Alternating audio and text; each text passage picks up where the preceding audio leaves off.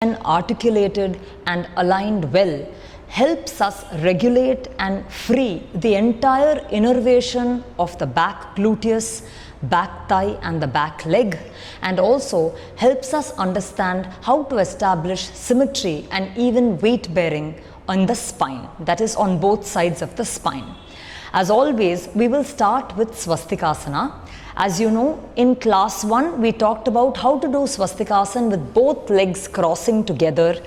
In the next class, in the subsequent session, we talked about how to integrate the femur and make Swastikasana as a slightly more compact pose where the femur remains integrated in the socket. Today, we will approach Swastikasana with an understanding as to how to establish this openness at the crease of the buttock, which otherwise is anatomically referred to as the gluteal fold. First, we will identify or mark this area of the gluteal fold or the crease of the buttock so that we are all clear that this is the way or this is the region that we should be working on. For this, the practitioner will stand facing the camera, back to the camera, and then this, as you can see, there is the buttock and then there is the back thigh. This bifurcating line, this crease which bifurcates or divides the back into two sections, where above this gluteal fold is the buttock and below this gluteal fold is the back thigh. So this bifurcating line or crease is what we refer to as the crease of the buttock in Iyengar Yoga, otherwise called the gluteal fold. Another thing is, as you can see anatomically, this gluteal fold is deeper in, that is, it is more properly, sharply etched toward the buttock, toward the perineum, and as it moves away from the perineum, you'll see that the gluteal fold or the crease starts to become milder and milder until it completely fades away. This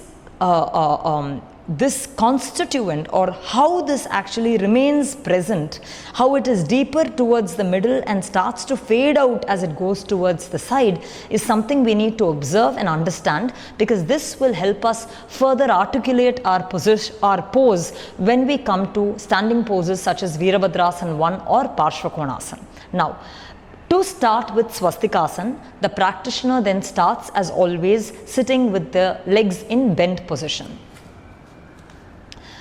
While working or trying to understand the gluteal fold, it is best to sit on the plain ground, that is, not to use any sort of cushioning whatsoever.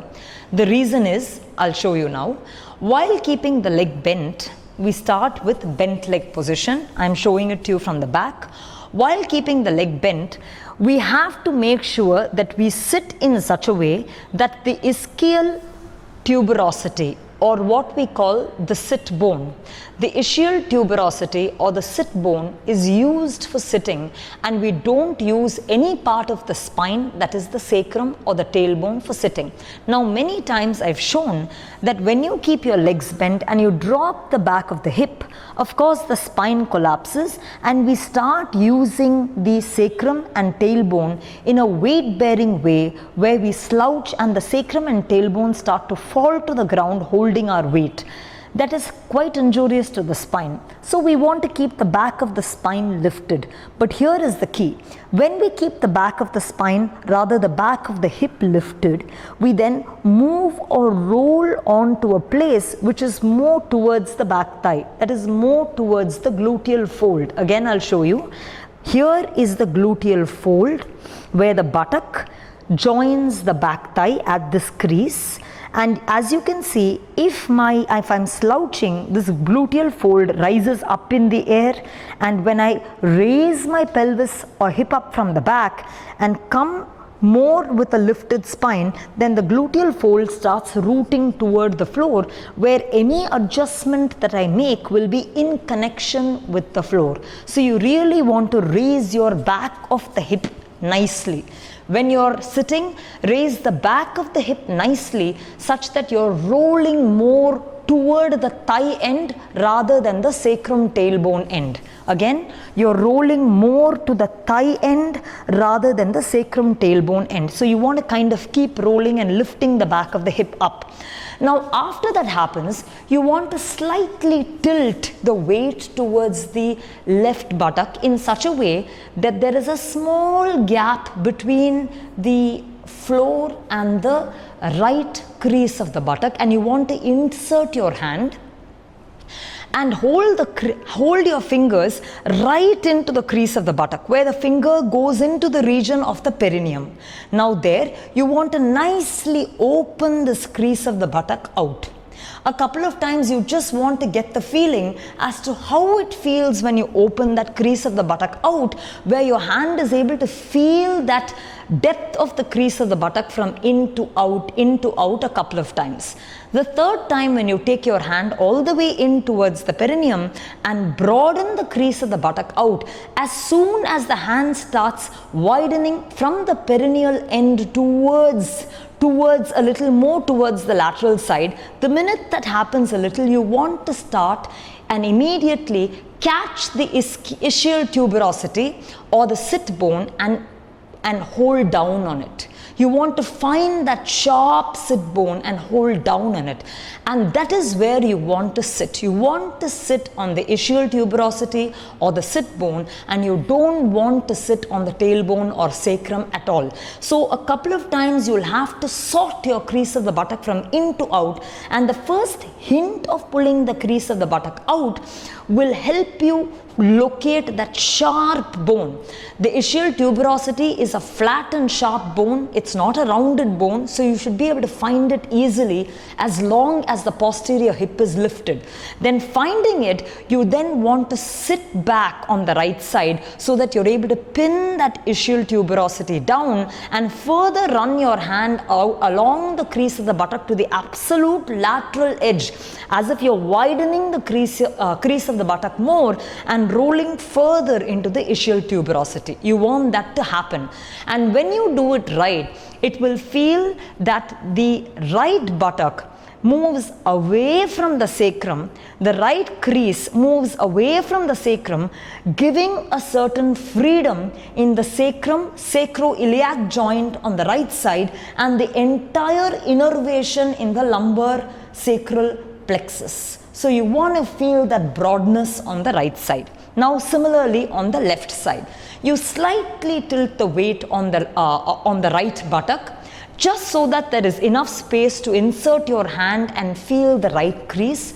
A couple of times when you're doing this new, you just want to run your hand on the crease from in to out, so that you can feel the pathway quite clearly. On the third time, you want to take your hand all the way in toward the perineum, and as you run your hand from the perineum away a little more laterally, immediately you want to start rolling weight back on the left buttock to find that sharp point of the ischial tuberosity, and then the hand further runs across the crease of the buttock as if you're broadening the crease from in to out to free the entire lumbosacral plexus pathway, and you want to do that a couple of times, the right and left side. Now because these sit bones are sharp bones, you will be able to feel your weight on it. Suppose I ask the practitioner to turn around, and let's say any student or a practitioner had a spinal or a pelvic tilt. Let's say the tilt is, this is your left side. So let's say that the spine was tilting toward the left. Then through that sharp point of the ischial tuberosity or the sit bone, you will be able to feel that there is a much more pointed, prickly feeling on the left side compared to the right side. Immediately you will know the difference, because one area is contacted sharp and the other area does not hold the weight, and then your mind is able to calculate that skewedness in weight. Then you're able to realize that how much you need to come to the center so that the weight bearing on both these sharp points are even. Now secondly, suppose there is a rotational skewedness where the pelvic is tilted front and back, and let's say for a person the left buttock bone is a little front in her case, okay, front compared to the right. Then again, when you clear the buttock bone and you feel the sharp presence of the ischial tuberosity, you will realize that one is front and one is back. Then you know that keeping the back one back, how much to pull the buttock back so that both come on the same line. When you have a sharp prickly point of contact, you're able to immediately regulate and assess the asymmetry both in terms of weight and in terms of angulation, and therefore this awareness of the crease of the buttock, how it broadens the buttock out, broadens away from the sacrum, releasing all the congestion from the sacrum, sacroiliac joint out to the side, how all the nerves from the lumbosacral plexus going through the greater sciatic foramen, running through the back of the thigh, the entire pathway gets free when you articulate the crease of the buttock properly. So keeping the crease of the buttock open, and again the practitioner facing forward to turn towards the camera again. You again make sure that it becomes a habit that whenever you sit, your hip is lifted, you release the crease of the buttock right to right side, put weight back first, then remove your hand, otherwise the crease will come rushing back in. Again, left to left side, again put weight back, hold that sharp point of the tuberosity and then release. Take a minute to map it. Is the weight even? Is the angulation even? If that is the case, then you start to prepare to cross the legs if you are going into prayer. But now we are going ahead with the rest of the class and moving into Dandasana. When you sit like this, that is with your legs bent, you want to feel that there is this downhill angle for the femur. So the femur is able to use this angle in tethering deep towards the socket or towards the hip joint. So as you raise your toes up, it gives even a greater elevation to the thigh, and therefore the femur is able to slide nicely into the hip socket. There the femur, almost as if it is able to watch the sharpness of the ischial tuberosity. You raise the toes up, keep the toes held up, allow the thigh to slide in toward the hip socket, and as if the femur is able to be aware of the sharpness of the ischial tuberosity. When you lengthen the leg away in Dandasana, the femur stays in, the back leg lengthens away as we've seen. Go ahead. The femur will stay in and the back leg will lengthen away. The femur will stay in and the back leg will lengthen away. And if the femur continues to be aware of the sharp contact of the ischial tuberosity, then you will know that the femur lengthens in such a way that when it comes down, it is able to continue to feel the sharpness of the sit bone as it integrates into the socket and the frontal thigh comes towards the floor. I'd like you to do this once more. Keep the leg bent, and if you don't have any abdomen or lower back problem, join the legs. So your feet will join together, making sure the inner big toe and the inner heel sides are connected. The knees don't slam together. You're able to rotate the thighs nicely outside in to make sure the knee joint is not taking the load, rather there is a skeletal-muscular unison as the thighs roll in. Then raising the toes up, provide that exalted angulation where the femur can enter the socket here, nicely raise the back of the pelvis up and feel and almost reside on that sharp point of the ischial tuberosity. The leg that lengthens is as if, you know, when a train leaves a station and you are looking out of the window, you're able to see that the train leaves that station and you can see the pathway going away from that station. Like that, the leg that lengthens away is constantly aware of the presence of the buttock bone.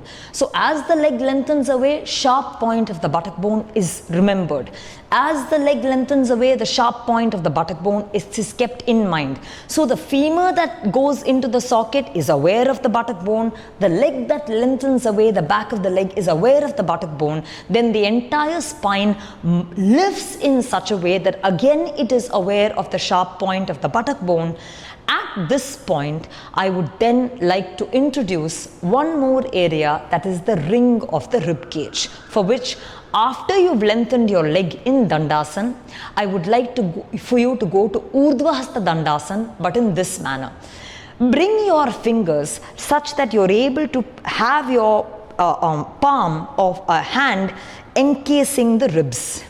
Then you're able to feel the set of ribs underneath the breast, which means we are talking about the lower thorax. But within that, I'd like you to further bring your forefinger and thumb in such a way that they pinch and trace the very last of the floating rib, that is the 12th floating rib. And we must be aware that the floating ribs don't connect to the sternum, so they don't come all the way in front, they kind of exist little more laterally. So with my fingers, I'm able to feel that last floating rib, and then with my thumb, I'm able to feel the same last floating rib at the back. So finger feels the lateral front of the 12th floating rib, and thumb feels the lateral back, posterior of the last floating rib, when my hand or palm itself encases the girth of the rib cage. This rib cage, you will have to act like, the way you lift a child. You want to feel that with your hand, you're very gently lifting this rib cage up on all these fronts, where the forefinger lifts the front of the rib cage, the thumb lifts the back of the rib cage, and the entire web of the finger or the stream pulls the entire side of the rib cage as if you're gently stoking it up. When you take your hand in Urdhva Hastasana, this ring of the rib cage lifts away from a very properly established pelvis with the awareness of the sit bone. So it is as if from the right and left ischial tuberosity, maintaining posterior pelvic lift, the abdomen also lifts up. You're able to identify the ring of the rib cage at the floating rib, and as if this rib cage, like a hot air balloon, is able to lightly float up and give the spine that exalted freedom and length, which then proceeds to Urdhva Hastasana. We have to note that the entire region of the core, the lumbar, is dependent on this rib cage lifting away from a well-aligned pelvis and not squashing down on it. So you want to make sure that you have this light lifting capacity of that rib cage for Urdhva Hasta Tadasana. Now, Urdhva Hasta Dandasana. Now releasing your hand back and down the way it went up, and then lying down for us to further see how Supta Tadasana, using the same logic, can then